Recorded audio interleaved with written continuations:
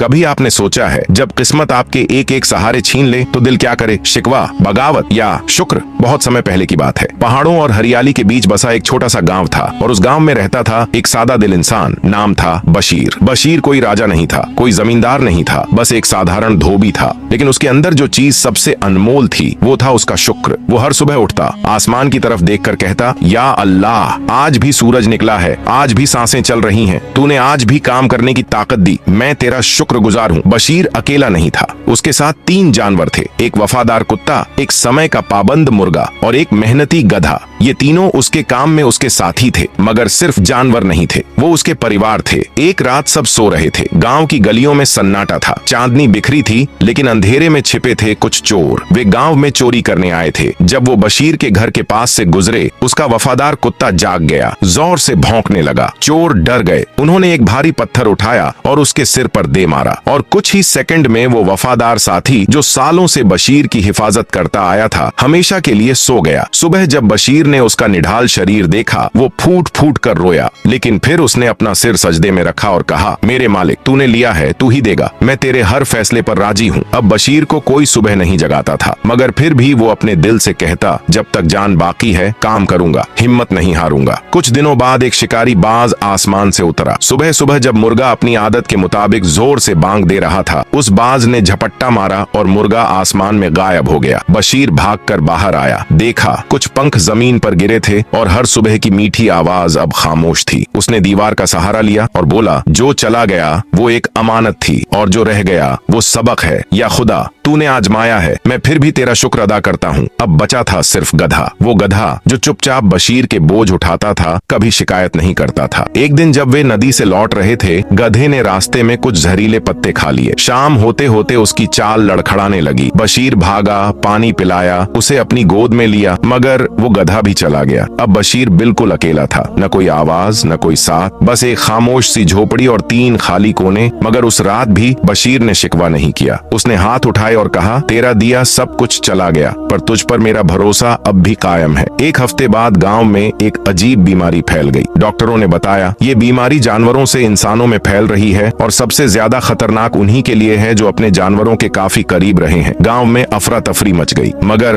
बशीर बिल्कुल सही सलामत था। लोग हैरान थे, जिसके सारे जानवर मर गए वो ही बच गया। बशीर मुस्कुराया, आसमान की तरफ देखा और कहा, जिसने मुझे दुख में भी शुक्र करना सिखाया, उसी ने मुझे तकलीफ से बचाया। आज भी जब कोई उस गांव से गुजरता है तो लोग बताते हैं, एक ऐसे धोबी की कहानी जिसने सब कुछ खो दिया लेकिन शिकायत नहीं की, और उसी ने सब कुछ पा लिया सिर्फ शुक्र अदा करके। उसकी झोपड़ी एक कहानी बन गई, जहां गम भी था, सबक भी था और ऊपर वाले पर भरोसे की मिसाल भी। कभी ऐसा वक्त आए जब लगे कि सब छिन गया है, तो याद रखना, शुक्रगुजार रहो, क्योंकि जिस रब ने आज लिया है, शायद वो तुम्हें कल किसी बहुत बड़ी तकलीफ से बचा रहा हो। अगर इस कहानी ने आपके दिल को छुआ हो तो चैनल को जरूर सब्सक्राइब करें। आपका एक सब्सक्राइब हमें और ऐसी कहानियां आप तक लाने का हौसला देता है।